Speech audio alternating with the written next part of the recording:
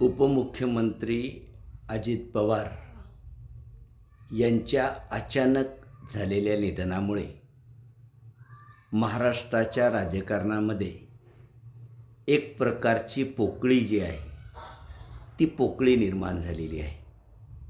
कारण अजित पवारांसारखा दमदार नेता वारल्यामुळे विशेषतः राष्ट्रवादी काँग्रेस नावाचा त्यांचा जो पक्ष आहे, या पक्षाच्या भवितव्याबद्दल चर्चा सुरू झाली आहे की अजित पवारांनंतर राष्ट्रवादीचं नेतृत्व कोणाकडे येईल, उपमुख्यमंत्री कोण बनतील, हा पक्ष टिकेल की नाही, दादांच्या मृत्यूनंतर भाजपची भूमिका काय असेल, पवारसाहेबांची भूमिका काय असेल, दोन्ही राष्ट्रवादी एकत्र येतील का, दोन्ही राष्ट्रवादी एकत्र आल्या तर अध्यक्ष कोण होईल, या वेगवेगळ्या प्रश्नांची चर्चा महाराष्ट्राच्या राजकारणामध्ये सुरू झालेली आहे. तर अजितदादांच्या मृत्यूनंतर पहिली चर्चा सुरू झाली की दोन्ही राष्ट्रवादीचे गट एकत्र येतील का. अर्थात दादा हयात असतानाच महानगरपालिकेच्या निवडणुका राष्ट्रवादीच्या दोन्ही गटाने एकत्र लढवल्या. जिल्हा परिषदेच्या निवडणुका देखील एकत्र लढवण्याची तयारी सुरू झाली होती. नेमक्या त्याच काळामध्ये दादांचा मृत्यू झाला आणि दादांचा मृत्यू झाल्यानंतर या दोन्ही राष्ट्रवादी एकत्र येण्याची प्रक्रिया ही अत्यंत वेगाने पुढे आली आणि त्या संदर्भात राष्ट्रवादी काँग्रेसच्या दोन्ही गटांच्या नेत्यांकडून चर्चा सुरू झाली. मात्र दोन्ही राष्ट्रवादी एकत्र येतील का, याबद्दल आजही अनेकांना शंका आहे.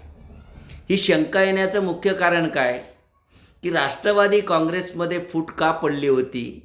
कारण अजित पवारांच्या नेतृत्वाखाली असलेला जो गट आहे, या गटाने भारतीय जनता पक्षाच्या सरकारमध्ये सामील होण्याचा निर्णय घेतला आणि नेमका याच निर्णयाला पवारसाहेबांचा विरोध होता. मग राष्ट्रवादीचे जर दोन्ही गट एकत्र येतील तर अध्यक्ष पवारसाहेब होतील का, हा देखील कळीचा प्रश्न आहे. कारण पवारसाहेब हे ज्येष्ठ नेते आहेत. दोन्ही गट जर एकत्र आले, पक्षाची घडी बसवायची असेल किंवा पक्षामधल्या सर्व विखुरलेल्या लोकांना एकत्र आणायचं असेल तर पवारसाहेबांसारख्या भक्कम नेत्याकडे पक्षाची सूत्र सोपवली पाहिजे, असा एक विचारप्रवाह येतो आहे. त्याच्यामध्ये दुसरा विचारप्रवाह असा येतो आहे की पवारसाहेबांचं वय झालेलं आहे. अशा वय झालेल्या नेतृत्वाकडे जर पक्षाची धुरा सांभाळली तर पक्षासाठी इतर तरुण माणसांप्रमाणे ते योगदान देऊ शकतील का. त्याच्यानंतर पुढचा प्रश्न निर्माण होतो की पवारसाहेब आणि अजित पवारसाहेब या दोघांचे गट जर एकत्र आले तर पवारसाहेब भाजपमध्ये जायला तयार होतील का.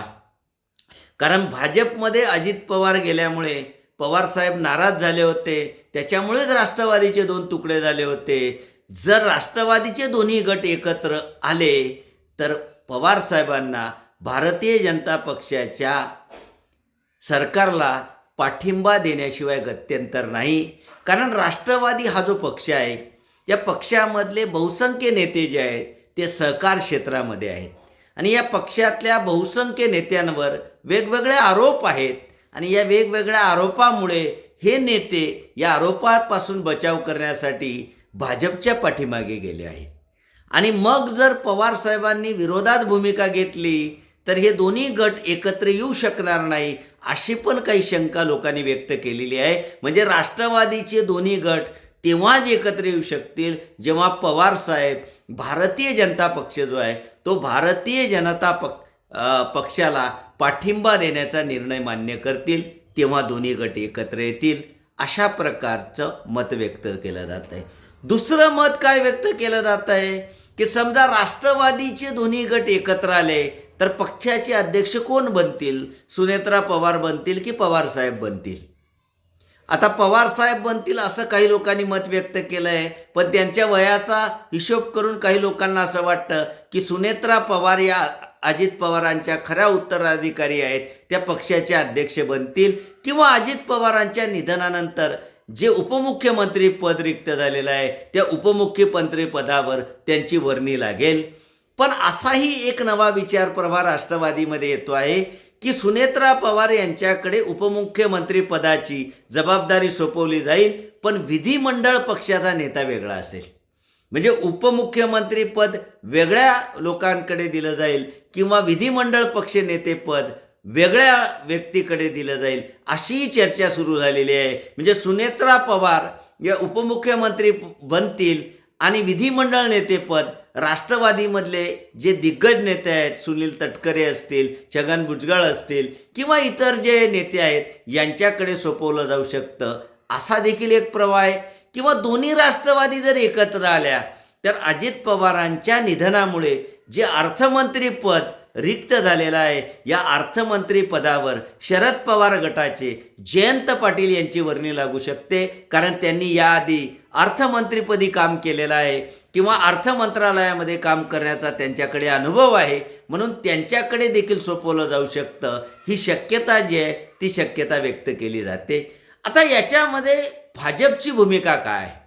कारण अजित पवारांचा गट हा सत्तेमध्ये सहभागी आहे आणि तो सत्तेमध्ये सहभागी असल्या कारणाने या पक्षाच्या भवितव्यासंदर्भात निर्णय घेत असताना भाजपची देखील भूमिका महत्त्वाची आहे.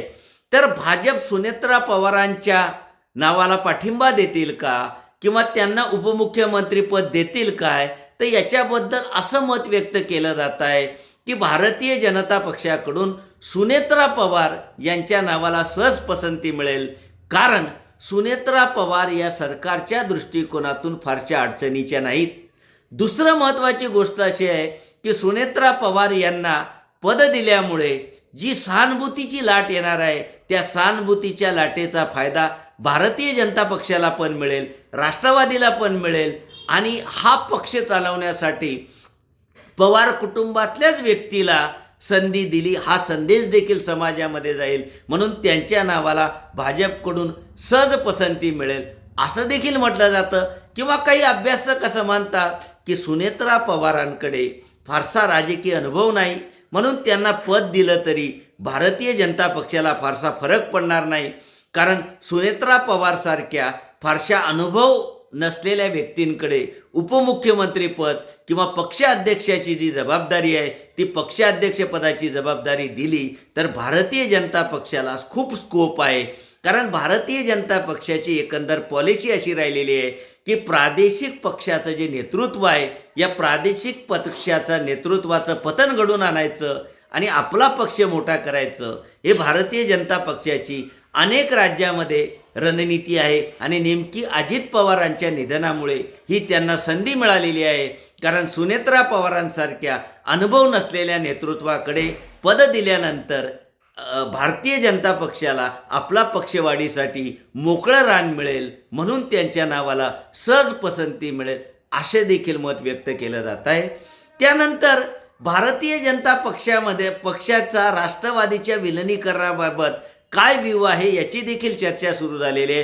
की समजा राष्ट्रवादीचे दोन्ही गट एकत्र आले आणि पवार साहेब जर भारतीय जनता पक्ष जे आहे त्या भारतीय जनता पक्षाला पाठिंबा द्यायला तयार झाले तर महाराष्ट्राच्या नव्हे तर संपूर्ण देशाच्या राजकारणामध्ये एक प्रकारची वेगळी घडामोड होईल असं देखील काही व्यक्तींनी मत व्यक्त केलेलं आहे. कारण पवार साहेबांचे नरेंद्र मोदींसोबत, अमित शहासोबत अत्यंत चांगले संबंध आहेत.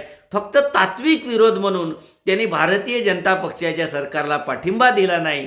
पण जर राष्ट्रवादी काँग्रेसचे दोघं गट एकत्र आले आणि पवार साहेबांनी जर भारतीय जनता पक्षाच्या सरकारला पाठिंबा दिला तर राष्ट्रीय राजकारणामध्ये विरोधी पक्षांच्या दृष्टीने हा फार मोठा धक्का बसेल. कारण शरद पवार साहेबांची जी प्रतिमा आहे ती राष्ट्रीय नेत्याची प्रतिमा आहे आणि पवार साहेबांसारखा अनुभवी दिग्गज राष्ट्रीय नेता जर भाजपच्या पाठीमागे उभा राहिला तर आपोआपच विरोधी पक्षाचं जे मनोबल आहे या विरोधी पक्षाच्या मनोबलाला देखील धक्का लागेल. किंवा महाराष्ट्रामध्ये भारतीय जनता पक्षाची स्थिती जी आहे ती भारतीय जनता पक्षाची स्थिती देखील भक्कम होईल.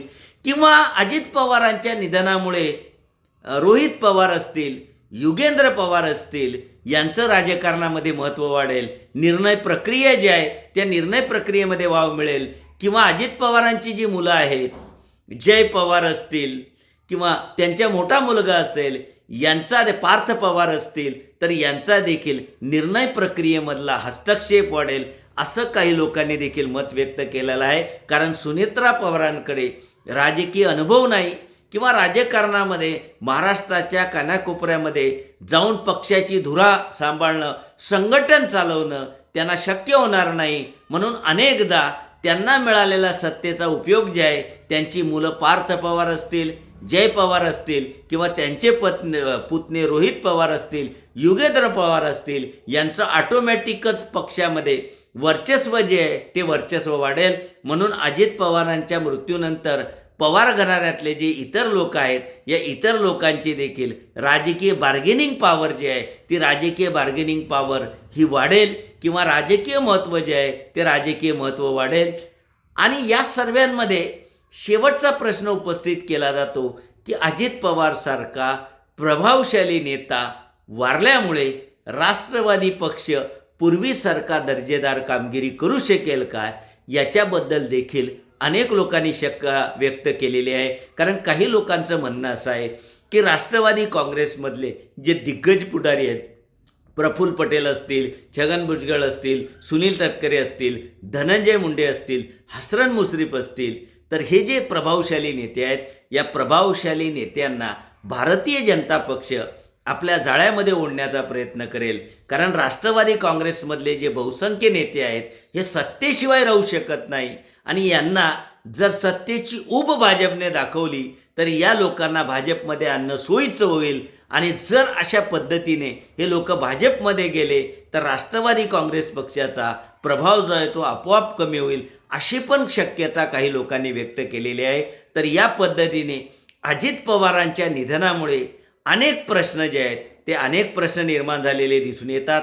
अर्थात या प्रश्नाची काय उत्तरं असतील याचं उत्तर पुढे काळामध्ये भेटेल. तर या पद्धतीने अजित पवारांच्या निधनामुळे राष्ट्रवादीच्या भवितव्यावर काय काय परिणाम होईल याची चर्चा जी आहे ती चर्चा आपण केलेली आहे. माझा व्हिडिओ आवडला असेल तर लाईक करावा, शेअर करावा, माझं चॅनल सबस्क्राईब करावं, बेल आयकॉनचा बटन दाबावा, जेणेकरून माझ्या येणाऱ्या व्हिडिओची नोटिफिकेशन तुम्हाला प्राप्त होऊ शकेल.